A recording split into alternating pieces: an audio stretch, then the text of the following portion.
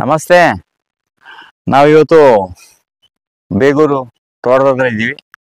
ಸುಮಾರು 3 ತಿಂಗಳ ಹಿಂದೆ ನಾವು ಈ ತೋಟದ ಕೆಲಸವನ್ನು ಶುರು ಮಾಡುವಾಗ ನಿಮಗೆಲ್ಲ ಅದನ್ನು ತೋರಿಸಿದ್ದು. ಬೆಳಗ್ಗಿನ ಸಮಯನೇ ಅದನ್ನೊಂದ್ಸಲ ವಿಸಿಟ್ ಮಾಡಿ ನಿಮಗೆ ಅದ್ರದ್ದು ಬಗ್ಗೆ ಮಾಹಿತಿ ಏನಿದೆ, ಏನಾಗಿದೆ, ಹೇಗಿದೆ ಅಂತ ಸ್ವಲ್ಪ ತಿಳಿಸುವಂತ ತುಂಬ ಜನ ಕೇಳಿದ್ರು. ಬೇಗೂರು ತೋಟದ ಆರಂಭದಲ್ಲಿ ಹಾಕಿದ್ರಿ, ಆಮೇಲೆ ಮಧ್ಯದಲ್ಲಿ 1-2 ವಿಡಿಯೋ ಹಾಕಿದ್ರಿ. ಈಗ 3 ತಿಂಗಳು ಆಯ್ತಲ್ವಾ, ಹೇಗಿದೆ ಅಂತ ಈಗ ನಿಮಗೆ ತೋರಿಸ್ತಾ ಇದ್ದೀವಿ. ಇಲ್ಲಿ ಬೇಗೂರು ಹತ್ರ ನಮ್ಮ ಈ ತೋಟ ಸುಮಾರು ನಾವು ಕೆಲಸ ಶುರು ಮಾಡಿ ಸುಮಾರು ಸಮಯ ಆಯಿತು, ಒಂದು 3 ತಿಂಗಳಾಯಿತು. ಇದು ತೋಟದ ಎಂಟ್ರೆನ್ಸ್ ಗೇಟ್. ಇದು ಒಂದು ಚಿಕ್ಕದೊಂದು ಗೇಟ್ ಇಟ್ಕೊಂಡಿದ್ದಾರೆ. ಮತ್ತು ಇದು ಮೇಯ್ನ್ ರೋಡು ನೋಡಿ ಅಲ್ಲಿದೆ. ಅಲ್ಲಿ ಮೇಯ್ನ್ ರೋಡ್ ಇದ್ರೂ ಇಷ್ಟಾಗಲೇ ಜಾಗವನ್ನು ವಿಶಾಲವಾಗಿ ಬಿಟ್ಕೊಂಡಿದ್ದಾರೆ. ನೀವು ಕೇಳ್ಬೋದು, ಈ ಜಾಗ ಎಲ್ಲ ವೇಸ್ಟ್ ಆಗ್ಬೋದಲ್ಲ ಅಂತ. ನಾನು ನಿಮಗೆ ತುಂಬ ಕಡೆ ಹೇಳ್ತೀನಿ, ವಿ ಶೇಪಲ್ಲಿ ಇರಬೇಕು. ಯಾರೋ ಒಬ್ಬರು ಬಂದಾಗ ಅಥವಾ ಒಂದು ದೊಡ್ಡ ವೆಹಿಕಲ್ ಬಂದಾಗ ಅದಕ್ಕೆ ಒಂದು ಟರ್ನ್ ಮಾಡಬೇಕಾದ್ರೆ ಎಲ್ಲ ನಾವು ಇಷ್ಟಾಗಲೇ ಜಾಗವನ್ನು ಬಿಟ್ಕೊಳ್ಬೇಕು. ನಾವೆಲ್ಲೋ ಒಂದು 10 ಅಡಿ 20 ಅಡಿ ಜಾಗವನ್ನು ಬಿಟ್ಬಿಟ್ಟು ಅದನ್ನು ವೇಸ್ಟ್ ಅಂತೀವಿ. ಅದು ಯಾವತ್ತೂ ವೇಸ್ಟ್ ಆಗೋದಿಲ್ಲ. ಈಗ ಯಾರೋ ಒಬ್ರು ಬರ್ತಾರೆ, ಅವ್ರನ್ನೊಂದು 2-3 ವೆಹಿಕಲ್ ಇರ್ತದೆ, ಅವುಗಳೆಲ್ಲ ಇಲ್ಲಿ ನಿಂತ್ಕೊಳ್ಳೋಕ್ಕೆ ಒಂದು ವ್ಯವಸ್ಥೆ ಆಗಬೇಕು. ಮತ್ತು ಯಾವಾಗಲೂ ಅಷ್ಟೇ ಮೇಯ್ನ್ ರೋಡಿಂದ ನಮ್ಮ ಗೇಟ್ ಯಾವಾಗಲೂ ಒಳಗಡೆ ಇರಬೇಕು. ಇವತ್ತೆಲ್ಲ ನಾಳೆ ರಸ್ತೆಗಳು ಆಗ ವಿಶಾಲ ಆಗ್ತದೆ, ಅಭಿವೃದ್ಧಿ ಆಗ್ತದೆ, ಆವಾಗ ನಮ್ಮ ಗೇಟ್ ಎಲ್ಲ ಹೋಗುವಂಥ ಚಾನ್ಸ್ ಇರ್ತದೆ. ಅದರಿಂದ ಯಾವುದೇ ಒಬ್ಬ ರೈತರಾಗಲಿ ನಿಮ್ಮ ಜಮೀನಿಗೆ ಭಾಳ ಮುಖ್ಯವಾಗಿ ನೀವು ಗಮನ ಕೊಡಬೇಕಾಗಿರೋದು ರಸ್ತೆ ಭಾಳ ಇಂಪಾರ್ಟೆಂಟು. ಇವತ್ತೆಲ್ಲ ಏನು ಮಾಡ್ತಾರೆ ಅಂತ ಹೇಳಿದ್ರೆ, ಬಿಟ್ಟಿರೋ ರಸ್ತೆನೂ ಸಮೇತ ಒತ್ತಿಸ್ಕೊಂಡು ಬರುವಂಥ ಜನ ನಮ್ಮ ಹಳ್ಳಿ ಜನರು ಅದನ್ನು ಅರ್ಥ ಮಾಡ್ಕೊಳ್ಬೇಕು. ಅದು ಅರ್ಥ ಮಾಡ್ಕೊಳ್ದೇ ಇದ್ದರೆ ಅದನ್ನೇನು ನಿಮಗೆ ಅದನ್ನ ಅರ್ಥ ಮಾಡಿಸೋದು ಎಲ್ಲರಿಗೂ ಕಷ್ಟ ಆಗ್ತದೆ. ಅದನ್ನ ನೀವೇ ಅರ್ಥ ಮಾಡ್ಕೊಳ್ಬೇಕು. ಅರ್ಥ ಮಾಡಿಕೊಂಡು ಸ್ವಲ್ಪ ಗೇಟ್ ಪಕ್ಕ ನಿಮ್ಮ ಜಮೀನಿನಲ್ಲಿ ಒಂದು ವ್ಯವಸ್ಥೆಯನ್ನು ನೀವು ಮಾಡ್ಕೊಳ್ಬೇಕು. ಹಾಗೆ ಈ ತೋಟಕ್ಕೆ ನಾವು ಫೆನ್ಸಿಂಗನ್ನು ಮಾಡಿ ಹೊರಗಡೆಯಿಂದ ಈ ಥರ ನೆಟ್ಟನ್ನು ಹಾಕಿರೋದ್ರಿಂದ ಹೊರಗಡೆ ನೆಟ್ಟು ಇದು ಕಾಣಿಸ್ತದೆ. ಇವಾಗ ನಿಮಗೆ ಇಲ್ಲಿ ತೋರಿಸ್ತಾ ಇದ್ದೀವಿ, ಇದು ಬೇಗೂರು ತೋಟ. ಇಲ್ಲಿ ಗೇಟ್ಗೂ ಕೂಡ ಈ ಥರ ವಿಶಾಲವಾಗಿ ಹೀಗೆ ಹಾಕ್ಕೊಂಡಿದ್ದಾರೆ ನೋಡಿ. ತೋಟ ಸೂರ್ಯ ಬರ್ತಾ ಇದ್ದಾನೆ ಮೇಲೆ ಬಂದಾಗ ಇದನ್ನ ಇಲ್ಲೂ ಕೂಡ ಅಷ್ಟೇ. ಇಲ್ಲಿ ಎಂಟ್ರೆನ್ಸ್ ಅಲ್ಲಿ ನಾವು ಒಂದು ಸ್ವಲ್ಪ ಜಾಗವನ್ನ ಇಲ್ಲಿ ಬಿಟ್ಕೊಂಡಿದೀವಿ ನೋಡಿ. ಇಲ್ಲೂ ಒಂದು ಸ್ವಲ್ಪ ಇಷ್ಟು ಜಾಗವನ್ನ ಬಿಟ್ಕೊಳ್ಬೇಕು. ಈಗ ದೊಡ್ಡ ಗಾಡಿಗಳು ಬಂದಾಗ ಅಥವಾ ಯಾರಾದರೂ ಗೆಸ್ಟ್ಗಳು ಬಂದಾಗ ಅವರು ವೆಹಿಕಲ್ ಎಲ್ಲ ನಿಲ್ಸಕ್ಕೆ, ಆಮೇಲೆ ನಿಮ್ಗೆ ಏನಾದ್ರು ಮುಂದೆ ಒಂದು ಪಾತ್ ಮಾಡಿ ಒಂದು ಏನಾದ್ರು ಒಂದು ಹೂವಿನ ಗಿಡನೋ ಒಂದು ಅದನ್ನು ಹುಲ್ಲಿನದೇನೋ ಒಂದು ಹಾಕೊಂಡು ಮಾಡ್ಬೇಕಾದ್ರೆ, ಅಥವಾ ಮುಂದಿನ ಒಂದು ಹೂವಿನ ಗಿಡಗಳನ್ನ ಹಾಕೊಳ್ಬೇಕಾದ್ರೂ ನಾವು ಒಂದಿಷ್ಟು ಜಾಗವನ್ನ ಹೀಗೆ ಬಿಟ್ಕೊಳ್ಬೇಕು. ಈಗ ಉಳ್ಕೊಳ್ಳೋಕೆ ಈ ತರ ಒಂದು ಚಿಕ್ಕದಾಗಿ ಒಂದು ಮನೆ ತರ ಮಾಡಿದ್ದಾರೆ. ನಾವು ಇಲ್ಲಿ ವರ್ಮಿಂಗ್ ಕಾಂಪೋಸ್ಟ್ ಅನ್ನು ತಂದು ಇಲ್ಲಿ ಇಟ್ಕೊಂಡಿದ್ದೇವೆ. ಇಲ್ಲಿ ಸ್ಟಾಕ್ ಇದೆ ವರ್ಮಿಂಗ್ ಕಾಂಪೋಸ್ಟು. ಮತ್ತೆ ಇದೆಲ್ಲ ಗ್ಲೀಸಿಡಿಯಾ ಗಿಡಗಳಿದೆ. ಇದು ಜೆಟ್ರೋಪ ಗಿಡನೂ ಅಷ್ಟೇ ಈ ರೀತಿ ಪ್ಲಾಸ್ಟಿಕ್ ಕವರ್ಲಿ ಹಾಕೊಂಡು ಈ ತರ ಮಾಡ್ಕೊಳ್ಬೇಕು, ಜೆಟ್ರೋಪ. ಆಮೇಲೆ ಇಲ್ಲೆಲ್ಲ ಬೇರೆ ಹೂವಿನ ಗಿಡಗಳೆಲ್ಲ ಇದೆ. ಈ ಹೂವಿನ ಗಿಡಗಳು ಈಗ ನೆಕ್ಸ್ಟ್ ನಾವು ಇಲ್ಲಿ ನಡ್ಲಿಕ್ಕೆ ಪ್ಲಾನ್ ಮಾಡ್ತಾ ಇದ್ದೀವಿ. ಇಲ್ಲಿ ನುಗ್ಗೆ, ಇದು ಅಂಟೋಳ, ಇದು ಹಲಸು, ಈ ರೀತಿ ಇದೆ. ಮನೆ ಮುಂದೆ ಒಂದು ತುಳಸಿ ಗಿಡವನ್ನು ಹಾಕೊಂಡಿದ್ದೇವೆ. ನಿಮ್ಮ ವಾಹನವನ್ನು ಒಳಗಡೆ ನಿಲ್ಲಿಸ್ಕೋಬೇಕಂದ್ರೆ ನಿಮಗೆ ಇಷ್ಟೊಂದು ಅದೆಲ್ಲ ಜಾಗ ಬೇಕಾಗ್ತದೆ. ಇಲ್ಲೊಂದಿಷ್ಟು ಜಾಗವನ್ನ ನಾವು ಇಲ್ಲಿ ಬಿಟ್ಕೊಂಡಿದ್ದೇವೆ. ಈ ಕ್ಯಾಮರಾ ಹಾಕೋ ಟೈಮಲ್ಲಿ ನಿಮ್ಗೆ ಹೇಳಿದ್ದೆ ನಾವು, ಇದು ಗೇಟ್ ಹತ್ರ ಇರುವಂತ ಇದು ಕ್ಯಾಮರಾ. ಈ ತರ ಈ ತೋಟದಲ್ಲಿ 3 ಕಡೆ ಕ್ಯಾಮರಾವನ್ನ ಹಾಕೊಂಡಿದ್ದಾರೆ. ಈಗ ಇಲ್ಲಿ ಬಾರ್ಡ್ರಲ್ಲಿ ನಿಮ್ಗೆಲ್ಲ ಜೆಟ್ರೋಪ ಎಲ್ಲ ಬಂದಿದೆ ನೋಡಿ. ಜೆಟ್ರೋಪ ಬಂದಿದೆ, ಅದರ ಮಧ್ಯದಲ್ಲಿ ಕಾಳೇನು ರೆಡಿಯಾಗಿದೆ. ಅದು ಜೆಟ್ರೋಪದ ಮಧ್ಯದಲ್ಲಿ SVM. ಈ SVM ಲೈಮ್ನಲ್ಲಿ ಲಾವಂಚ. ಈಗ ನೋಡಿ, ಲಾವಂಚ ಒಳ್ಳೆ ಬೆಳವಣಿಗೆ ಆಗಿದೆ. ಲಾವಂಚ ಹಾಕೋದ್ರಿಂದ ಏನಾಗ್ತದೆ, ನಿಮ್ಮ ಜಮೀನಿನಿಂದ ಒಂದು ಕಾಳು ಮಣ್ಣು ಹೊರಗಡೆ ಹೋಗೋದಿಲ್ಲ, ಮತ್ತೆ ಅದು ಬೇರನ್ನ ಬಹಳ ಗಟ್ಟಿಯಾಗಿ ಹಿಡಿದಿಟ್ಕೊಳ್ತದೆ. ಇನ್ನು ನೀರನ್ನು ಕೂಡ ಅಷ್ಟೇ, ನೀರನ್ನು ಬಹಳ ಶುದ್ಧ ಮಾಡುವಂಥದ್ದು ಇದು ಲಾವಂಚ. ಈಗ ಇಲ್ಲೆಲ್ಲ ನೋಡಿ, ನಿಮ್ಗೆ ಬೆಳಿಗ್ಗಿನ ಜಾವನೇ ಅರ್ಥ ಆಗ್ಬೋದು, ಇಲ್ಲೆಲ್ಲ ಇರುವೆ ಗೂಡು ಸ್ಟಾರ್ಟ್ ಆಗಿದೆ. ಅಂದ್ರೆ ಭೂಮಿ ಆರ್ಗಾನಿಕ್ ಕಾರ್ಬನ್ ಆಗಿ ಡೆವಲಪ್ ಆಗ್ತಾ ಇದೆ ಅನ್ನೋದಕ್ಕೆ ನಮ್ಮ ಏನ್ ಸಂಕೇತ ಅಂದ್ರೆ, ನಮ್ಮ ಜಮೀನಲ್ಲಿ ಇರುವೆ ಗೂಡು, ಆಮೇಲೆ ನಮಗೆ ಹುತ್ತ, ಇದೆಲ್ಲ ಭೂಮಿಯಲ್ಲಿ ಸೃಷ್ಟಿ ಆಗ್ತಾ ಇದ್ರೆ ನಮ್ಮ ಆರ್ಗಾನಿಕ್ ಕಾರ್ಬನ್ ಆಟೋಮೆಟಿಕ್ ಡೆವಲಪ್ ಆಗ್ತದೆ ಅಂದ್ಬಿಟ್ಟು ಇದೀಗಾಗಲೇ ಇಲ್ಲಿ ಒಂದು ತೆಂಗಿನ ಗಿಡದ ಸಾಲು, ಬೇಲಿಯಿಂದ 15 ಅಡಿ ಒಳಗಡೆ ನಾವು ತೆಂಗಿನ ಗಿಡಗಳನ್ನು ಹಾಕೊಂಡಿದ್ದೇವೆ. ಇಲ್ಲಿ ಒಂದು 3-4 ಗಿಡ ಇಲ್ಲಿ ಎಕ್ಸ್ಟೆನ್ಷನ್ ಮಾಡಿದ್ವಿ ಇದು ನಾನು ಮೊನ್ನೆ. ಹಾಗೆ ಈ ಲೈನ್ ಕೊನೆಯಲ್ಲಿ ಏನ್ ಮಾಡಿದ್ವಿ ನಾವು ಲಾವಂಚವನ್ನು ಹಾಕಿದ್ದೇವೆ.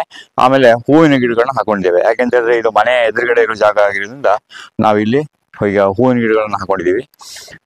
ಹಾಗೆ ಇದು ಹೋಗ್ತದೆ. ಈಗ ನಿಮ್ಗೆ 3 ತಿಂಗಳಿಂದ ನಾವು ಹೇಳಿದ್ದು ಇಲ್ಲಿ ನಿಂತ್ಕೊಂಡ್ರೆ ನಮ್ಗೆ ಆ ಕಡೆ ಬೇಲಿ ಕಾಣಿಸೋದಿಲ್ಲ ಅಂತ.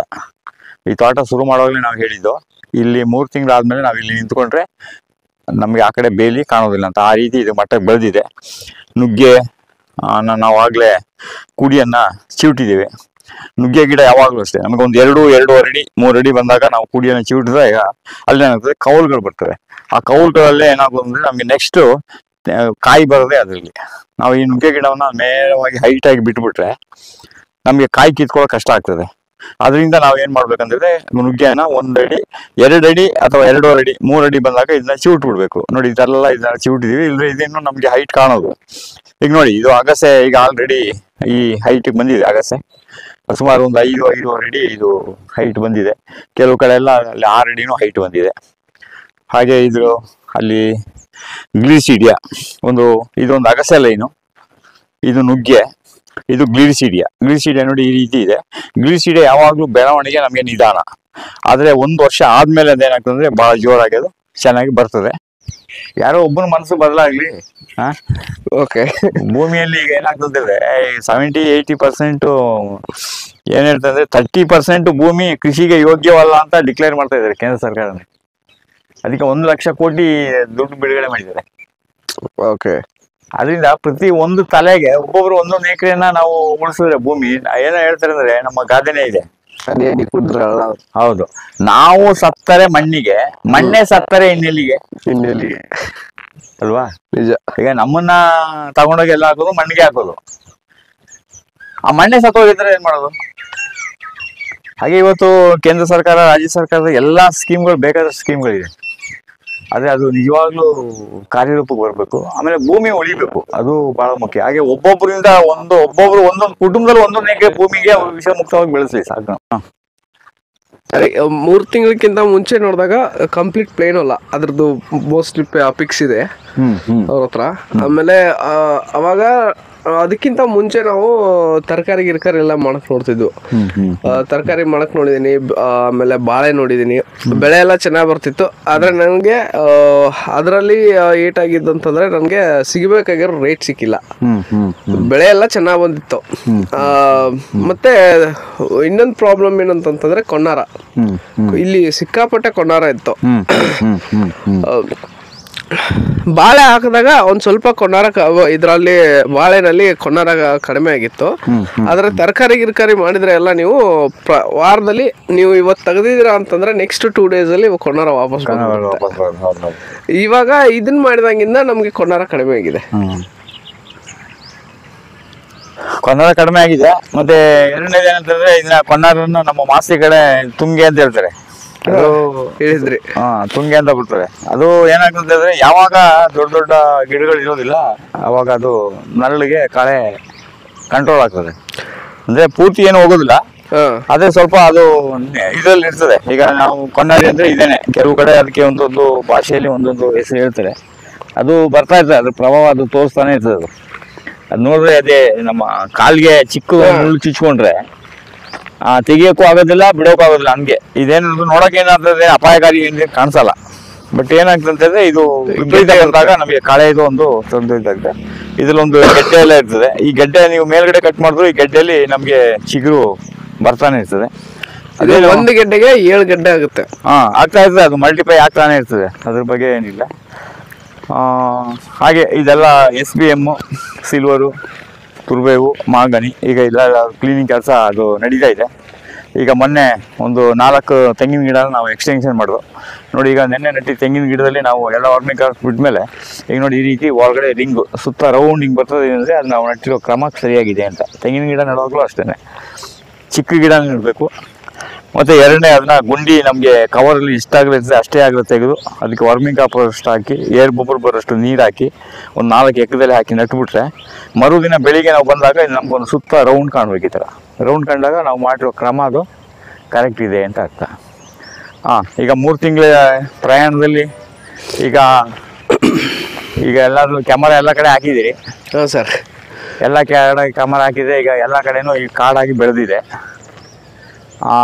ಈ 3 ತಿಂಗಳು ಬೆಳವಣಿಗೆ ಬಗ್ಗೆ ನಿಮ್ಗೆ ಏನು ಅನಿಸ್ತದೆ ಸರ್? ಸ್ಟಾರ್ಟಿಂಗ್ ನೀವು ಹೇಳಿದ್ರಿ ಫಸ್ಟು ನವಂಬರ್ ಫಸ್ಟ್ ವಿಡಿಯೋ ಮಾಡ್ಬೇಕಾದ್ರೆ ಅವಾಗ ಪ್ಲಾಂಟೇಶನ್ ಇದು ಮಾಡಿಬಿಟ್ಟು ಫೆಬ್ರವರಿ ಅದೇ ವಿಡಿಯೋದಲ್ಲಿ ಹೇಳಿದ್ದೀರಾ, ಫೆಬ್ರವರಿ ಎಂಡ್ವರೆಗೂ ನೋಡಿ ಇದು ನೀವು ಈ ಕಡೆ ನಿಂತ್ಕೊಂಡು ಆ ಕಡೆ ನೋಡಿದ್ರೆ ಕಾಣಿಸೋದಿಲ್ಲ ಅಂತ.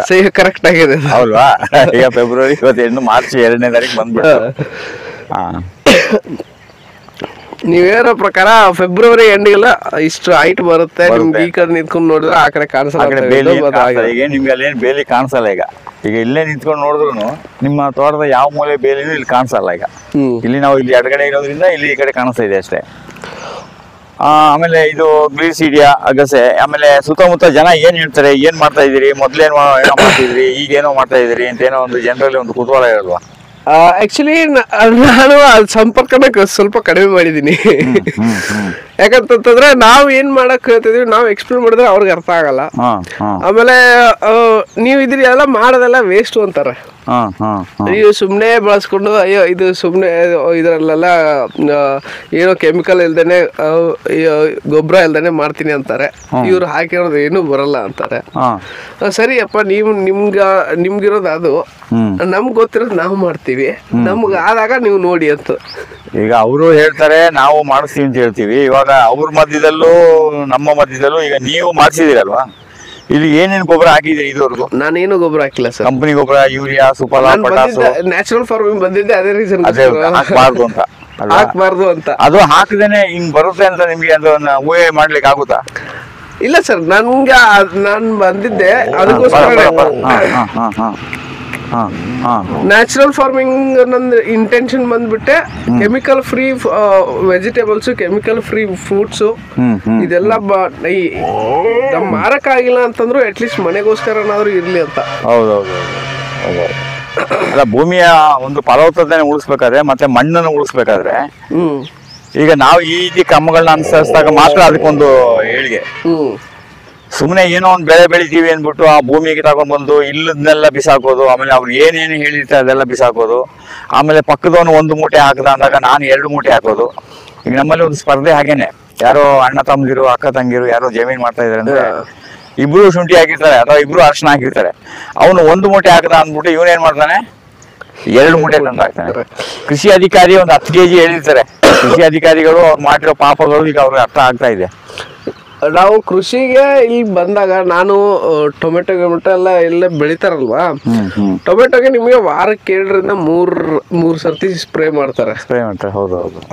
ಆ ಸ್ಪ್ರೇ ನೋಡಿದ್ರೆ ಕೊಂಡ್ಕೊಳ್ಳೋರು ಅವ್ರಿಗೆ ಅನ್ಸ್ಬಿಡುತ್ತೆ ನಾವೆಲ್ಲ ಬರೀ ಕೆಮಿಕಲ್ ತಿನ್ನೋದು ಅಂತ. ಅದನ್ನು ಅವ್ರು ಬಂದ್ ನೋಡಿದ್ರೆ ಅವ್ರು ನೋಡೋದಕ್ಕಿಂತ ರೈತನಿಗೆ ಜವಾಬ್ದಾರಿ ಬರ್ಬೇಕು, ನಾನೇನ್ ಕೊಡ್ತಿದ್ದೀನಿ ಅಂತ. ಅವಾಗಿಂದ ಚೇಂಜ್ ಆಗುತ್ತೆ. ಅಂದ್ರೆ ರೈತ ಚೇಂಜ್ ಆದ್ರೆ ಮಾತ್ರ ನಾವೇನಾದ್ರೂ ಒಂದು ರೈತರಿಗೂ ಅನಿಸ್ಬೇಕು, ನಾವು ಕೊಡೋದನ್ನ ನಾವು ಕಡಿಮೆ ಮಾರಿದ್ರು ಕ್ವಾಲಿಟಿ ಇರೋದನ್ನ, ಕೆಮಿಕಲ್ ಫ್ರೀ ಅದನ್ನ ಜನರಿಗೆ ಕೊಡ್ಬೇಕು ಅನ್ನೋ ರೈತರಿಗೂ ಬರಬೇಕು. ಆಮೇಲೆ ಕೊಂಡ್ಕೊಳ್ಳೋರ್ಗು ಅದು ಬುದ್ಧಿ ಬರಬೇಕು. ಈಗ ರೈತರಿಗೆ ಏನಾಗ್ತಂತಿದ್ರೆ ಅವರು ಬಹಳ ನಿಯರಿಂದ ನೋಡಿರ್ತಾರೆ.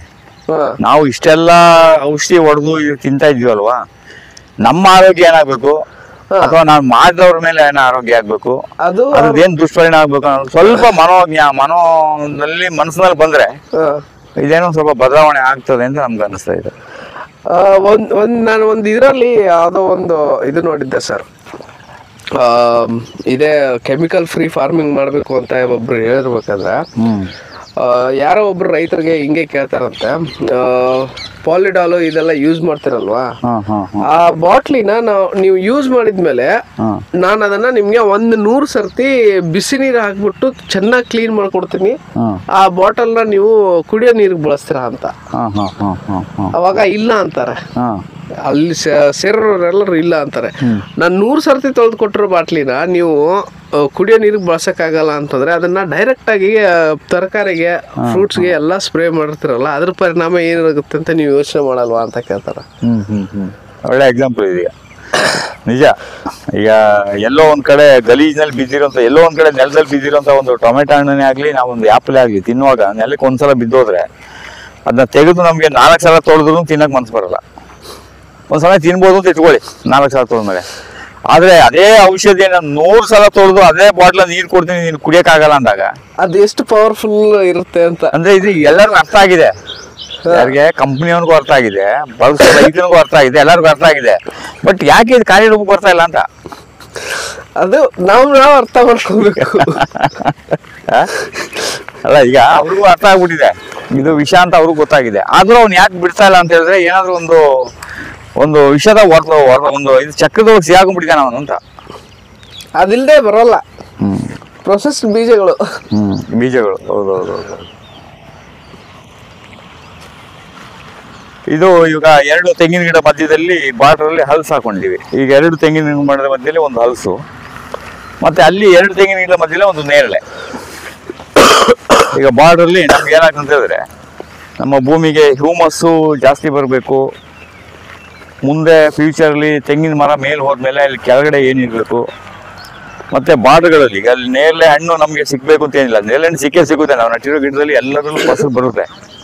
ಆ ಫಸಲಿಗಿಂತ ಬಹಳ ಮುಖ್ಯ ಏನಪ್ಪ ಅಂದ್ರೆ ಈಗ ನೇರಳೆ ಎಲೆ ನೆಲಕ್ಕೆ ಬೀಳ್ಬೇಕು, ಹಲಸಿನ ಮರದ ಎಲೆ ನೆಲಕ್ಕೆ ಬೀಳ್ಬೇಕು, ಆಮೇಲೆ ಮಾವಿನ ಮರದ ಎಲೆ ನೆಲಕ್ಕೆ ಬೀಳ್ಬೇಕು. ಎಲ್ಲಾ ಮರ ಗಿಡಗಳ ಎಲೆನೂ ಕೂಡ ಭೂಮಿಯಲ್ಲಿರುವಂತ ಒಂದು ಕ್ರಿಯೆ ನಡೀಲಿಕ್ಕೆ ಮತ್ತೆ ನಮ್ಗೆ ಅಲ್ಲಿ ಉತ್ಪನ್ನವಾಗುವಂತ ಒಂದು ಸರ್ಕಲ್ಗೆ ಈ ಎಲ್ಲಾ ಎಲೆಗಳು ಅವಶ್ಯಕತೆ. ಯಾಕಂತ ಹೇಳಿದ್ರೆ ಇವಾಗ ನಾವು ಅಡಿಗೆಯಲ್ಲಿ ನಾವು ಜೀರಿಗೆ ಹಾಕ್ತೇವೆ, ಸಾಸಿವೆ ಹಾಕ್ತೇವೆ, ಎಣ್ಣೆ ಹಾಕ್ತೇವೆ, ಖಾರದ ಪುಡಿ ಹಾಕ್ತೇವೆ, ಉಪ್ಪು ಹಾಕ್ತೇವೆ, ಎಲ್ಲಾ ರೀತಿಯ ಬೇರೆ ಬೇರೆ ಬೇರೆ ಮಸಾಲೆ ಪದಾರ್ಥಗಳು ಹಾಕಿದ್ರು ನಮ್ಗೆ ನೇರವಾಗಿ ಫಸ್ಟ್ ನಮ್ಮ ಬಾಯಿಗೆ ಸಿಕ್ಕೋದು ಉಪ್ಪು ಗೊತ್ತಾಗ್ಬಿಡ್ತದೆ, ಖಾರನೂ ಗೊತ್ತಾಗ್ಬಿಡ್ತದೆ ಅಲ್ವಾ. ಸಾಸಿವೆ ಏನಾದ್ರು ಗೊತ್ತಾಗೋದಿಲ್ಲ. ಕೆಲವೊಮ್ಮೆ ಜೀರಿಗೆ ಸ್ಮೆಲ್ ಆದ್ರೂ ಗೊತ್ತಾಗ್ತದೆ, ಕರ್ಬೇವಿನ ಸೊಪ್ಪು ಸ್ಮೆಲ್ ಅಲ್ಲಿ ಗೊತ್ತಾಗ್ತದೆ. ಈ ಕೆಲವು ಪದಾರ್ಥಗಳನ್ನ ನಾವು ಬಳಸೋದು ಅದ್ರದ್ದು ನಮ್ಗೇನು ಗೊತ್ತಾಗೋದಿಲ್ಲ ಅಂದ್ಬಿಟ್ಟು ನಾವೇನು ಬಳಸೋದು ಬಿಟ್ಟಿಲ್ಲ.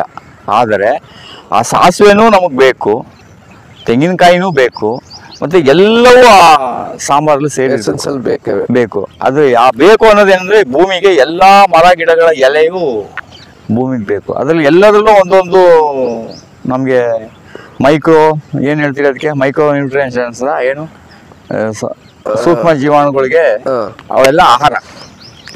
ಈಗ ಎಕ್ಕದಲ್ಲಿ ಆಗ್ಲಿ, ನಮ್ಮ ಇದು ಉಗ್ನಿ ಹಬ್ಬ ಆಗ್ಲಿ, ಇವುಗಳಲ್ಲಿ ಇರುವಂತದ್ದು ಎಲ್ಲ ಏನಂತ ಹೇಳಿದ್ರೆ ನಮ್ಮ ಜೀವಾಣುಗಳಿಗೆ ಒಂದು ಸಣ್ಣ ಸಣ್ಣ ಒಂದು ಆಹಾರ. ಅದು ಇರಲೇಬೇಕು. ಅದಿರೋದ್ರಿಂದ ಅದು ಬೇಕು ಅನ್ನೋದಕ್ಕೆ ನಾವೇನ್ ಮಾಡ್ತೀವಿ ಅಂದ್ರೆ ಇಲ್ಲಿ ಎಲ್ಲಾ ತರದ ಗಿಡಗಳನ್ನು ನಡ್ತೀವಿ.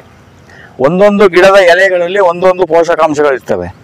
ನಮಗೆ ಕೇವಲ ಒಂದೇ ಅಲ್ಲ, ನಾವೀಗ ರೈತರು ಬಹುತೇಕ ಏನ್ ಮಾಡ್ತೀವಿ ಅಂದ್ರೆ ನಾವು ಯಾವುದೋ ಒಂದು ನಾವು ನಟೋ ಗಿಡನ ಒಂದಕ್ಕೆ ಮಾತ್ರ ಮಹತ್ವ ಕೊಡ್ತೀವಿ. ಈಗ ಟೊಮೆಟೊ ಗಿಡ ನಟ್ಟು ಅಂದ್ರೆ ಟೊಮೆಟೊ ಒಂದೇ ಇರ್ಬೇಕು ನಮ್ಮಲ್ಲಿ, ಹೊಗೆ ಗಿಡ ನಟ್ಟು ಅಂದ್ರೆ ಹೊಗೆ ಗಿಡ ಒಂದೇ ಇರ್ಬೇಕು. ತೋಟಗಾರಿಕೆ ಮೋನೋಕ್ರಾಪ್. ತೋಟಗಾರಿಕೆಯಲ್ಲಿ ನಾವೇನ್ ಮಾಡ್ತೀವಿ, ನಮ್ಗೆ ದಾಳಿಂಬೆ ಗಿಡ ಬೇಕು, ದಾಳಿಂಬೆ ಗಿಡ ಒಂದೇ ಹಾಕೋದು ನಾವು, ಬೇರೆ ಏನು ಹಾಕಕ್ ಹೋಗಲ್ಲ. ಸೀಬೆ ಹಾಕ್ಬೇಕು, ಸೀಬೆನೆ. ಪಪ್ಪಾಯ ಹಾಕ್ಬೇಕು, ಪಪ್ಪಾಯನೆ. ಇದು ಅಲ್ಲ, ನಿಮ್ಮ ತೋಟದಲ್ಲಿ ಎಲ್ಲಾ ರೀತಿಯ ಗಿಡಗಳಿದ್ದಾಗ ಮಾತ್ರ ಆ ಭೂಮಿ ನಿಮ್ಗೆ ಆರೋಗ್ಯಕರವಾಗಿರ್ಲಿಕ್ಕೆ ಅದು ಸಾಧ್ಯ ಆಗ್ತದೆ. ಹಾಗೆ ಇದು ಹಲ್ಸ್. ಇದು ಈಗ ನೋಡಿ, ಹಲ್ಸಿಗೆ ನಾವು ಇಲ್ಲಿ ಇದಕ್ಕೊಂದು ಇದು ಕಡ್ಡಿ ಸಪೋರ್ಟ್ ಕೊಟ್ಬಿಟ್ಟು ಒಂದು ಸುತ್ತಲಿ ಹಾಕಿದ್ರೆ ಕಟ್ಟಿದ್ದೇವೆ, ಪ್ಲಾಸ್ಟಿಕ್ ಕಟ್ಟಿಲ್ಲ. 1-2-3 ತಿಂಗಳಾದ್ಮೇಲೆ ಏನಾಗ್ತದೆ, ನಿಮ್ಗೆ ಅದು ಹಗ್ಗ ತಾನಾಗೆ ನೀವು ಬಿಸಿದೇ ಇದ್ರು ಕಟ್ಟಾಗ್ತದೆ. ಹಲಸಿನ ಗಿಡ ಹಾಗೆ ಉಳ್ಕೊಳ್ತದೆ. ಬಾರ್ಡ್ರಲ್ಲಿ ಹಲಸಿನ ಗಿಡ ಉಳ್ಕೊಂಡ್ರೆ ನಮ್ಗೇನಾಗ್ತದೆ ನೋಡಿ, ಪಕ್ಕದ ತೋಟಕ್ಕೂ ಇದ್ದು ಸಮಸ್ಯೆ ಆಗೋದಿಲ್ಲ. ಮತ್ತೆ ತೆಂಗಿನಕಾಯಿ ಎಲ್ಲ ನಮ್ಮ ತೋಟದ ಒಳಗಡೆ ಬೀಳ್ತದೆ. ನಮ್ಗೆ ಇಲ್ಲಿ ಸುತ್ತಾಡೋಕೆ ನೋಡಿ ಒಂದು ಇಷ್ಟಾಗಲೇ ಜಾಗವನ್ನ ನಾವು ಇಲ್ಲಿ ಬಿಟ್ಕೊಳ್ಬೋದು. ಮತ್ತೆ ಈ ಜಾಗ ಇಲ್ಲಿ ವೇಸ್ಟ್ ಏನಾಗೋದಿಲ್ಲ. ನಿಮ್ಗೆ ಬೇಕು ಆದಾಗ ನೀವು ತರಕಾರಿಯನ್ನ ಬೆಳೆಸ್ಕೊಳ್ಬೋದು, ಅಥವಾ ಬೇರೆ ಏನೇ ಒಂದು ಕೆಲಸಕ್ಕೆ ನಾವು ಈ ಜಾಗವನ್ನ ಬಳಸ್ಕೊಳ್ಬೋದು.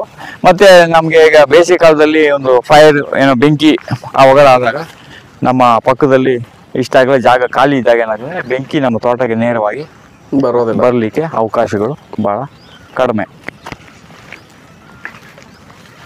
ಹಾಗೆ ಇಲ್ಲಿ ಈಗ ಈ ನುಗ್ಗೆನೂ ಕೂಡ ಅಷ್ಟೇ, 3 ತಿಂಗಳಿಗೆ ನುಗ್ಗೆ ಇಲ್ಲಿ ಈ ಹೈಟ್ ಬಂದಿದೆ ನೋಡಿ. ನುಗ್ಗೆ ಇವಾಗ ಆಗಲೇ ಈ ಹೈಟ್ ಇದೆ. ಇಲ್ಲಿ ಇವಾಗ ನುಗ್ಗೆಯಲ್ಲಿ ನೋಡಿ, ಇವಾಗ ನಿಮಗೆ ಹೂವು ಸ್ಟಾರ್ಟ್ ಆಗಿದೆ. ಇನ್ನೊಂದು ತಿಂಗಳು 1.5 ತಿಂಗಳಲ್ಲಿ ಇಲ್ಲಿ ನಿಮಗೆ ನುಗ್ಗೆಕಾಯಿ ಸ್ವಾಭಾವಿಕವಾಗಿ ಬರ್ತದೆ. ಇಲ್ಲಿ ಹೂವು ಸ್ಟಾರ್ಟ್ ಆಗಿದೆ. ಮತ್ತೆ ನಾವು ಶುರು ಮಾಡುವಾಗ ಒಳ್ಳೆಯ ಬಿಸಿಲು ಅಲ್ವಾ? ಹಾ ಸರ್, ಆಕ್ಚುಲಿ ನಾನು ನುಗ್ಗೆ ಇಷ್ಟು ಬರುತ್ತೆ ಅಂತ ಅನ್ಕೊಂಡಿರ್ಲಿಲ್ಲ. ನುಗ್ಗೆ ನಾವು ಹಾಕಿದಾಗ ಗ್ರೋತು ತುಂಬಾ ಕಡಿಮೆ ಇತ್ತು. ಹೌದು. ಆಮೇಲೆ ಒಂದು ನೆಕ್ಸ್ಟ್ ಈ ಲಾಸ್ಟ್ ಫೆಬ್ರವರಿ ಮಂತಲ್ಲಿ ಇದು ಸಡನ್ ಆಗಿ ಬಂದ್ಬಿಡ್ತು. ಡಿಸೆಂಬರ್ ಜನವರಿ ಅಷ್ಟು ಬಂದಿರ್ಲಿಲ್ಲ, ಆದ್ರೆ ಫೆಬ್ರವರಿಲಿ ಸಡನ್ ಆಗಿ ಬಂದ್ಬಿಡ್ತು ಇದು ನುಗ್ಗೆ. ಅದು ತುಂಬಾ ಈ ತೋಟದ ಮಾಲೀಕರುಗಳಿಗೆ ಏನಾಗ್ತದೆ, ನಾವು ಆರಂಭದಲ್ಲಿ ಮಾಡಿದಾಗ ಕೆಲಸ ಶುರು ಮಾಡಿದಾಗ ಅವರು ಬೇರೆ ಬೇರೆ ಪ್ರಯೋಗಗಳು ಮಾಡಿದ್ದಾರೆ, ನಾವು ಮಾಡಿದ್ದೀವಿ. ಮಧ್ಯದಲ್ಲಿ 1 ವಾರ 2 ವಾರ ಆದ್ಮೇಲೆ ಇದು ಬಂದಿಲ್ಲ ಅದು ಬಂದಿಲ್ಲ ಅಂತ ಫೋನ್ ಮಾಡ್ತಾನೆ ಇರ್ತಾರೆ ಅಲ್ವಾ. ಅದೇ ರೀತಿ ನೀವು ಮಾಡಿದಿರಿ, ಬೇಕಾದ್ರೆ ಸರಿ ಮಾಡಿದಿರಿ, ಅದು ಬೆಳವಣಿಗೆ ಚೆನ್ನಾಗಿದೆ, ಇದು ನಿಧಾನ ಆಗಿದೆ, ಇದು ಹೀಗೆ ಆಗ್ತಾ ಇದೆ, ಏನ್ ಮಾಡೋದು ಅಂತ. ನಾವು ಎಲ್ಲರಿಗೂ ಹೇಳೋದು ಒಂದೇ ಉತ್ತರ ಏನಪ್ಪ ಅಂದ್ರೆ, ಸ್ವಲ್ಪ ಸುಮ್ಮನೆ ಈಗ ಇಷ್ಟು ವರ್ಷದಿಂದ ಸುಮ್ಮನೆ ಇದೆಯಲ್ಲ, ಅನ್ನೋದು 3 ತಿಂಗಳು ಸುಮ್ಮನೆ ಇದ್ಬಿಡಿ ಅಂತ. ಯಾವ್ದು ಅವ ಗ್ಲಿರಿಸಿಡಿಯನು ಇದು ಅಗಸೆನೂ ಅದೇ ರೀತಿ ಆಗಿತ್ತು. ಸೊ ಅಗಸೆಗೆ ನೀವ್ ಹೇಳಿದ್ರಿ ಎಲ್ಲಾ ಹುಳ ಬಂದ್ಬಿಟ್ಟು ಅಗಸೆನೆ ಫೋನ್ ಮಾಡಿದ್ರಿ, ಇದ್ರಲ್ಲಿ ಅದ್ರಲ್ಲಿ ಹುಳ ಬಿದ್ದಿದೆ ಇದ್ರಲ್ಲಿ. ಯಾಕೆಂದ್ರೆ ವಾರಕ್ಕೆ ಒಂದಿನ ತೋಟ ನೋಡಕ್ ಬಂದಾಗ ಅಲ್ಲಿ ನೋಡಿದಾಗ ನಿಮ್ಗೆ ಏನಂದ್ರೆ ಶುದ್ಧವಾಗಿರ್ಬೇಕು, ಎಲ್ಲ ಕ್ಲೀನ್ ಆಗಿರ್ಬೇಕು, ಒಂದು ಹುಳ ಬರ್ಬಾರ್ದು, ಒಂದು ಉಪ್ಟ ಬರ್ಬಾರ್ದು, ಆಮೇಲೆ ಗಿಡಗಳು ಎಲ್ಲವೂ ಸಮಾನವಾಗಿ ಬರ್ಬೇಕಂತ ಅಂತ ನಿಮ್ ಮನಸ್ಸು ಎಲ್ಲರ ಮನಸ್ಸಿಗೆ ಇರ್ತದೆ. ಅದೇ ರೀತಿ ಅನೇಕ ಸರಿ ಫೋನ್ ಮಾಡಿದ್ರಿ, ನೀವೇಂತಲ್ಲ ಯಾವ ತೋಟದ ಮಾಲೀಕರು ಫೋನ್ ಮಾಡಿದ್ರು ನಾವು ಹೇಳೋದಿಷ್ಟೇ, ಸ್ವಲ್ಪ ಸುಮ್ಮನೆ ಇದು ನೋಡಿ ಅದ್ ಮಾಡಿ ಅಂದಾಗ ಆ ಟೈಮಲ್ಲಿ ಏನಾಗ್ತದೆ ಅವ್ರಿಗೆ, ಏನಪ್ಪಾ ಇವ್ರು ಏನೋ ಬೇರೆ ಕ್ಲಾಸಲ್ಲಿ ಇದ್ರು, ಏನೋ ಸರಿಯಾಗಿ ಉತ್ತರ ಹೇಳಲಿಲ್ಲ, ನಮ್ಗೊಂದು ಸಮಾಧಾನಕರವಾದ ಉತ್ತರ ಬರಲಿಲ್ಲ ಅಂತ ಇರ್ತದೆ. ಅದು ನಾವು ನಿಮ್ಗೆ ಸಮಾಧಾನಕರವಾದ ಉತ್ತರ ಕೊಡೋದು ಯಾವಾಗಂದ್ರೆ ಬಾಯಿ ಮಾತಾಡಿ ಹೇಳೋದಲ್ಲ, 100 ದಿನ ಆದ್ಮೇಲೆ ನಿಮ್ ತೋಟದಲ್ಲಿ ಇದನ್ನ ನಿಮ್ಗೆ ಚಿತ್ರ ಬಿಡಿಸ್ಕೊಡ್ತೀವಿ ನಾವು. ಇಲ್ಲಿ ನೋಡಿ ಈಗ ಇದೆಯಲ್ವಾ, ಈಗ ನೋಡಿ ಯಾವ್ದು ಈಗ ಆಲ್ರೆಡಿ ಕಟ್ ಆಗಿದೆ, ಈಗ ಕಟ್ ಮಾಡಿರೋದು, ಇಲ್ದಿದ್ರೆ ಅದು ಇನ್ನೂ ಇಷ್ಟ ಹತ್ರ ಹೋಗಿರೋದು. ಈಗ ಅದು ನುಗ್ಗೆನ ಯಾವಾಗ್ಲೂ ಅಷ್ಟೇ, ನಾವು ಅದನ್ನ ಚಿವುಟ್ಬಿಡ್ಬೇಕು. ಒಂದು 3 ಅಡಿ 2 ಅಡಿಲಿ ಚಿವುಟ್ಬೇಕಾಯ್ತು, 3 ಅಡಿ 4 ಅಡಿ ನಾವು ಈಗ ಚಿವುಟಿದೀವಿ. ಅದು ನಿಮ್ಗೆ ಅಲ್ಲಿ ಕೊಂಬೆ ಬರ್ತದೆ. ಇದರಲ್ಲಿ PKM 1 PKM 2 ಆಮೇಲೆ ಬಾಗ್ಗೆ ನಾವು ಮೇನ್ ಇದ ಕಾಯಿ ಅಂತ ಉದ್ದೇಶಕ್ಕೆ ಹಾಕಿದಲ್ಲ. ಈಗಲೂ ಅಷ್ಟೇ, ನಿಮ್ಗೆ ಏನಾದ್ರು ವ್ಯಾಲ್ಯೂ ಆ್ಯಡೆಡ್ ಮಾಡಬೇಕು, ಕೆಲವರೆಲ್ಲ ಹೇಳ್ತಾರೆ ನಮಗೆ ನೈಸರ್ಗಿಕ ಕೃಷಿಗೆ ಬಂದ್ರೆ ಇನ್ಕಮ್ ಲೇಟ್ ಆಗ್ತದೆ, ತಡ ಆಗ್ತದೆ ಅಂತ. 3 ತಿಂಗಳಲ್ಲಿ ಈಗ ಸೊಪ್ಪನ್ನ ಒಣಗಿಸಿ ಡ್ರೈ ಮಾಡಿ ಮಾರಿಯಪ್ಪ ನೀವು, ಯಾರು ಕೇಳ್ತಾರೆ? ಅಂದ್ರೆ ನಿಮ್ಗೆ ಈಗ ಪಾಪ ನಿಮ್ಮ ಕೆಲಸದ ಒತ್ತಡದಲ್ಲಿ ಇದೆಲ್ಲ ಮಾಡೋಕ್ಕಾಗಲ್ಲ, ಲೇಬರ್ ಇಟ್ಕೊಳಕ್ಕಾಗಲ್ಲ. ಈಗ ಒಬ್ಬ ರೈತ ತುಂಬಾ ಜನ ಹೇಳೋದು ಹೀಗೇನೆ. ಮೊನ್ನೆ ಯಾವುದೋ ಒಂದು ತೋಟದ ಹಾಕುವಾಗ, ಸ್ವಾಮಿ ನೀವು ಬಡವರಿಗೆ ಯಾರಿಗಾದ್ರು ತೋಟ ಮಾಡಿರೋದಿದ್ರೆ ತೋರಿಸ್ಕೊಡಿ ಅಂತೇಳಿ. ಯಾವ್ದು ನೀವು ಬಡವರಿಗೆ ಎಲ್ಲಾರು ಶ್ರೀಮಂತರಿಗೆ, ಸಾಫ್ಟ್ವೇರ್ಗಳಿಗೆ, ಡಾಕ್ಟರ್ಗಳಿಗೆ, ಇಂಜಿನಿಯರ್ಗಳಿಗೆ, ಶ್ರೀಮಂತರಿಗೆ ಮಾಡ್ತಾ ಇದ್ದೀರಿ, ಬಡವ್ರಿಗೆ ಯಾರಿಗಾದ್ರು ತೋಟ ಮಾಡ್ಕೊಟ್ಟಿದ್ದೀರಿ ಅಂತ ಹೇಳಿ. ಬಡವ್ರಿಗೆ ಬೇಕಾದಷ್ಟು ತೋಟ ಮಾಡ್ಕೊಟ್ಟಿದೀವಿ. ನೀವ್ ಏನಂತ ಹೇಳಿದ್ರೆ ಅದನ್ನ ಬಂದು ಸರಿಯಾಗಿ ಗಮನಿಸ್ಬೇಕು. ಪ್ರತಿ ಕ್ಲಾಸಲ್ಲಿ ಹೇಳೋದಷ್ಟೇ, ನಿಮ್ಗೆಲ್ಲಾ ವಿದ್ಯೆವನ್ನ ನಾವು ಫ್ರೀಯಾಗಿ ಹೇಳ್ಕೊಡ್ತೀವಿ. ಇದು ಮಾಡಿ ಹೀಗ್ ಮಾಡಿ ಹೀಗ್ ಮಾಡಿ. ನಾನು ಪ್ರತಿಯೊಬ್ಬರು ತೋಟ ಬರಕಾಗ್ತದೆ. ನನಗೊಂದು 5,000 ಎಕರೆ ತೋಟ ಆರ್ಡರ್ ಬರ್ತದೆ ಒಂದು ವರ್ಷಕ್ಕೆ. ನನಗೆ ಮಾಡಕ್ಕಾಗೋದು ಬರೀ 100 ಎಕರೆನೆ. ಹೌದು, 5,000 ಎಕರೆ ಅವರು ಬಂದು ನಮ್ಮ ಹತ್ರ ಐಡಿಯಾ ತಗೊಂಡೋಗಿ ಅವ್ರು ಮಾಡ್ತಾ ಇರ್ತಾರೆ. ನಾವು ಅವ್ರಿಗೆ ಹೇಳ್ತೀವಿ, ನಿಮ್ಗೆ ಏನ್ ಬೇಕು, ನಿಮ್ಗೆ ಅಗಸೆ ಹೆಂಗ್ ನಡ್ಬೇಕು, ಗ್ಲಿಸಿಡಿ ಹೆಂಗ್ ನಡ್ಬೇಕು, ನುಗ್ಗೆ ಹೆಂಗ್ ಮಾಡ್ಬೇಕು, ತೋಟಕ್ಕೆ ಹೆಂಗ್ ಡಿಸೈನ್ ಮಾಡ್ಬೇಕು, ಯಾವ ರೀತಿ ಮಾಡ್ಬೇಕು, ಹೇಗ್ ನಟ್ಕೊಳ್ಬೇಕು, ನರ್ಸರಿ ಹೇಗ್ ಮಾಡ್ಕೊಳ್ಬೇಕು, ಗಿಡಗಳನ್ನ ಹೇಗೆ ಪೋಷಣೆ ಮಾಡ್ಬೇಕು, ವರ್ಮಿಂಗ್ ಕಾಂಪೋಸ್ಟ್, ಈಗೆಲ್ಲ ಪ್ರತಿ ತಿಂಗಳು 2ನೇ ಭಾನುವಾರ ನಾವು ಹೇಳ್ಕೊಡೋದೇ ಇದನ್ನಲ್ವಾ? ಹೌದು ಸರ್, ಇನ್ನೆಲ್ಲಿ ಕ್ಲಾಸಿಗೆ ಬಂದಿದ್ದೀರಿ, ಇನ್ನೂ ಸುಮಾರು ಜನ ಬರ್ತಾರೆ. ಆದ್ರೂ ಕೆಲವರು ಏನ್ ಮಾಡ್ತಾರೆ, ನೀವು ಬಡವ್ರಿಗೆ ಯಾರಿಗ ತೋಟ, ನಾವೇನು ಟಾಟಾ ಬಿರ್ಲಾ ನನಗೆ ತೋಟ ಮಾಡ್ಕೊಡ್ತಾ ಇದ್ದೀವಿ ಆಯ್ತಾ. ಎಲ್ಲರೂ ಈಗ ನಿಮ್ದು ಕೃಷಿ ಹಿನ್ನೆಲೆ ಇರೋ ಫ್ಯಾಮಿಲಿನೇ ಅಲ್ವಾ? ಇಲ್ಲ ಸರ್, ನಂದು ಆಕ್ಚುಲಿ ನಮ್ ಫಾದರ್ ಬಂದ್ಬಿಟ್ಟು ಗವರ್ಮೆಂಟ್ ಸರ್ವೆಂಟ್. ಅವರು ಕೃಷಿ ಮಾಡಿಲ್ಲ. ಭೂಮಿ ಇದೆ ರೈತರು ತಾನೆ ಎಲ್ಲ ಭೂಮಿ ಇದೆ, ಆದ್ರೆ ಅದನ್ನ ಬೇರೆಯವ್ರು ಮಾಡ್ತಾ ಇದಾರೆ. ಅಲ್ಲಿಂದ ನಮ್ಗೇನ್ ಸಿಗಲ್ಲ. ಅದು ಊರಲ್ಲಿರೋದು ಅದು ಬೇರೆಯವ್ರು ಮಾಡ್ಕೊಂಡು ಅವರೇ ನೋಡ್ಕೊತಾ ಇದಾರೆ. ಅದು ಅವ್ರ ಬೆಳ್ಕೊಂಡು ಅವರೇ ಇದು ಮಾಡ್ಕೊಂತಾರೆ. ಅದ್ರಲ್ಲಿ ನಮ್ಗೇನ್ ಬರಲ್ಲ. ಆದ್ರೆ ನಮ್ ತಂದೆನೂ ಕೃಷಿ ಮಾಡಿರ್ಲಿಲ್ಲ. ನನ್ಗೆ ಫಸ್ಟ್ ಇಂದ ಬಂದ್ಬಿಟ್ಟು ನಾನು ಗಾರ್ಡನಿಂಗ್ ಎಲ್ಲ ಮಾಡ್ತಿದ್ದೆ. ಇಲ್ಲ ಸರ್, ನಮ್ ತಾತನ ನಾವು ನೋಡಿಲ್ಲ. ಅವರು ಹೆಂಗೆ ಭೂಮಿ ಹೆಂಗ್ ಬಂತು ಅದು ತಾತನ್ಗೆ? ಅದು ಇದು ನಮ್ ತಂದೆಯವ್ರ ತಾಯಿ ಆಸ್ತಿ. ನಮ್ ತಾತ ಅವ್ರದ ಎಲ್ಲ ಆಸ್ತಿ ಅವರೆಲ್ಲ ಮಾರಿದ್ದಾರೆ. ಒಟ್ಟಿನಲ್ಲಿ ಇಟ್ಕೊಂಡಿದ್ರು, ಮಾರ್ಬಿಟ್ರು ಅಂದ್ರೆ ಏನಾಗ್ತದೆ, ಇವಾಗ ನಮ್ಗೆಲ್ಲರಿಗೂ ಕೃಷಿಯ ಹಿನ್ನೆಲೆ ಇರೋರೆ ನಾವೆಲ್ಲ. ಹೌದು, ಕೃಷಿಯ ಹಿನ್ನೆಲೆ ಇರೋರೆ. ಆಗ ಕೃಷಿಯಲ್ಲಿ ನಮ್ಗೆ ಕಷ್ಟ ನಷ್ಟ ಲಾಭ. ಯಾಕೆಂದ್ರೆ ಕುವೆಂಪು ಅವರು ಅವಾಗ್ಲೇನೆ 1-2-3 ಒಳ್ಳೊಳ್ಳೆ ಬುಕ್ ಬರ್ದಿದ್ದಾರೆ. ಎಂತ ಬುಕ್ ಬರ್ದಿದ್ದಾರೆ, ಅರಣ್ಯ ರೋದನ ಅಂತ ಒಂದು ಬುಕ್ ಬರ್ದಿದ್ದಾರೆ ಅವರು. ಬಹುಶಃ ಅದು ಹೆಸರೇನು ಚೇಂಜ್ ಇರ್ಬೇಕು. ಆ ರೋದನೆ ಇದೆಯಲ್ಲ, ರೈತನ ರೋದನೆ ಶತಮಾನಗಳಿಂದ ಇರುವಂತದ್ದು, ಇದೇನು ಹೊಸದೇನಲ್ಲ, ಇವತ್ತೊಂದಲ್ಲ. ಪ್ರತಿ ಒಂದು ಸಾವಿರಾರು ವರ್ಷಗಳಿಂದ ಹೆಚ್ಚು ತೆರಿಗೆ ಪಾವತಿ ಮಾಡಿದವನು ರೈತ. ನೀವು ರಾಜರ ಕಾಲನೇ ತಗೊಳ್ಳೋದು, ಹೆಚ್ಚು ತೆರಿಗೆಯನ್ನು ಕೊಡ್ತಾ ಇದ್ದಾನೆ ರೈತ. ಬ್ರಿಟಿಷರು ಬಂದಾಗ್ಲೂ ಹೆಚ್ಚು ತೆರಿಗೆಯನ್ನು ಕೊಡ್ತಾ ಇದ್ದಿದ್ದು ರೈತನೇ. ಈಗ ನಮ್ಮ ಬೆಳೆಗೆ ಇದು ಇರ್ತಿತ್ತು, ಇಷ್ಟು ನೀವು ಬೆಳೆದ್ರೆ ಇಷ್ಟು ಕೊಡ್ಬೇಕು ಅಂತ ಇರ್ತಿತ್ತು. ಅವನಿಗೆ ಲೇವಿ ತೆರಿಗೆ ಅಂತೆಲ್ಲ ಇತ್ತು. ಅವನೇ ಹೆಚ್ಚು ಇದು ಪಾಲ್ದಾರ ತೆರಿಗೆಯಲ್ಲಿ. ದೇಶದ ಆಡಳಿತದಲ್ಲಿ ಅವನದು ಪಾತ್ರ ತುಂಬಾ ಇದೆ. ಆದ್ರೆ ತುಂಬಾ ಶೋಷಣೆ ಗುರಿಯಾಗಿದ್ದು ರೈತ. ಇದೆಲ್ಲ ನೋಡ್ಬಿಟ್ಟು ಏನ್ ಮಾಡ್ತಾರೆ ಅಂದ್ರೆ, ನನ್ನ ಮಕ್ಳು ಕಷ್ಟ ಪಡೋದು ಬೇಡ ಅಂದ್ಬಿಟ್ಟು ನಮ್ಮ ಮಕ್ಳಿಗೆ ಒಂದು 4ನೇ ಕ್ಲಾಸ್ ಓದಿಸ್ಬಿಟ್ಟು ಅಥವಾ ಬೆಂಗಳೂರಿಗೋ ಮೈಸೂರಿಗೋ ತಗೊಂಡೋಗಿ ಬಿಟ್ಬಿಟ್ರೆ ನನ್ ಮಗ ಬಚಾವಾದ ಅಂತ ಲೆಕ್ಕ. ಅದೇ ಇವತ್ತು ಬೆಂಗಳೂರು ಮೈಸೂರು ಸೇರಿದವ್ರು ಗೊತ್ತಾಗಿದೆ, ನಮ್ ತಾತ ಎಲ್ಲ ಮಾಡೋದು ಬಿಟ್ಬಿಟ್ಟು ನನ್ನ ಓದಿಸದೇ ಇದ್ರು ಪರವಾಗಿಲ್ಲ, ನನ್ನ ಜಮೀನು ಉಳಿಸಿದ್ರೆ ಸಾಕಾಗಿತ್ತು, ವಾಪಸ್ ಬರ್ಬೇಕು ಅಂತ ಹೇಳಿ. ಬೇಕೇಬೇಕು ಸರ್, ಜಮೀನ್ ಬೇಕೇ ಬೇಕು. ಅದನ್ನ ಮುಂದೆ ನಮ್ಗೆ ಜಮೀನ್ ಸಿಗಲ್ಲ. ಸದ್ಯ ನೀವು ಒಂದು ಒಳ್ಳೆ ಸೇಫ್ ಆದ ಜಾಗದಲ್ಲಿ ತಗೊಂಡಿದ್ದೀರಿ, ಒಂದು ಬಹಳ ಅನುಕೂಲಕರವಾಗಿದೆ ಇದು.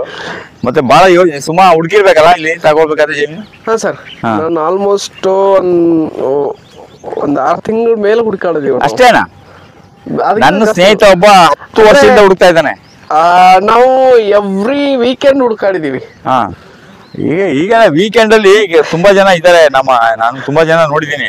ಶನಿವಾರ ಭಾನುವಾರ ಬಂತು ಅಂದ್ರೆ ರೆಸಾರ್ಟ್ ಹೋಗೋರ್ಗಿಂತ ಜಮೀನು ಹುಡುಕೋರೇ ಜಾಸ್ತಿ ಆಗಿದ್ದಾರೆ ಈಗ.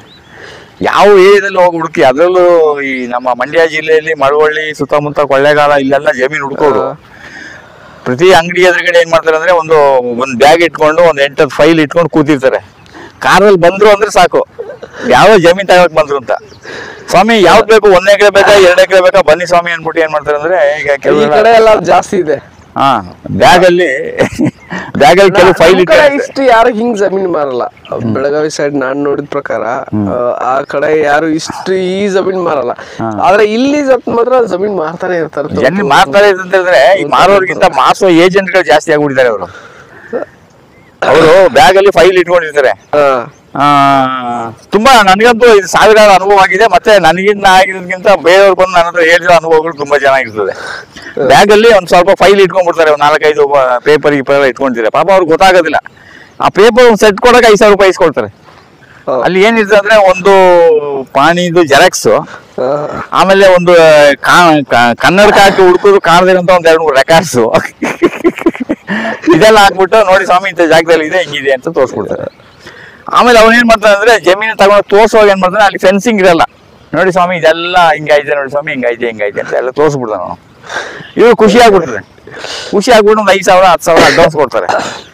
ಆಮೇಲೆ ಒಂದು ಫೋನು ಸ್ವಿಚ್ ಆಫ್, ಯಾಕೆಂದ್ರೆ ಇವತ್ತು 100 ರೂಪಾಯಿ ಕೊಟ್ರೆ ಇನ್ನೊಂದು ಸಿಮ್ ಬರ್ತದೆ. ಆಮೇಲೆ ಇನ್ನೂ ಒಂದು ಸ್ಟೆಪ್ ಅಲ್ಲಿ ಮುಂದಕ್ಕೆ ಹೆಂಗ್ ಹೋಗ್ತಾರೆ ಅಂತ ಹೇಳಿದ್ರೆ, ಯಾವ್ದೋ ಒಂದು ಹಳ್ಳದ ಜಮೀನ್ ತಗೊಂಡು ತೋರಿಸ್ಬಿಡ್ತಾರೆ. ನೀರಿಗೇನು ತೊಂದರೆ ಇಲ್ಲ ಅದು ಅಂದ್ಬಿಟ್ಟು, ತುಂಬಾ ಹಳ್ಳ, ಅದು ಕೃಷಿಗೆ ಯೋಗ್ಯನೇ ಅಲ್ಲ. ಅದು ಕೃಷಿಗೆ ಯೋಗ್ಯವಲ್ಲದ ಜಮೀನ್ ತಗೊಂಡು ತೋರಿಸ್ಬಿಟ್ಟು ರೇಟ್ ಎಲ್ಲ ಮಾತಾಡಿ ವ್ಯಾಪಾರ ಮಾಡಿಸ್ಬಿಡ್ತಾರೆ. ಆ ಮಾತಾಡ್ಸೋ ಟೈಮಲ್ಲಿ ಏನ್ ಮಾಡ್ತಾರೆ ಅಂದ್ರೆ, ತೋರ್ಸೋದೇ ಜಮೀನು ಒಂದು, ಆ ಸರ್ವೆ ಬಂದು ಬೇಲಿ ಹಾಕೋ ಜಮೀನೇ ಬೇರೆ ಇರ್ತದೆ. ಈ ತರ ಯಾರು ಅಷ್ಟೇ, ದಯಮಾಡಿ ನಾನು ಒಂದು ರಿಕ್ವೆಸ್ಟ್ ಮಾಡ್ತೀನಿ, ಸ್ವಲ್ಪ ನಿಧಾನ ಆದ್ರೂ ಪರವಾಗಿಲ್ಲ, ದಾಖಲೆಗಳೆಲ್ಲ ಇರುವಂತದ್ದು ಚೆನ್ನಾಗಿರುವಂತ ಜಮೀನನ್ನು ಹುಡುಕಿ.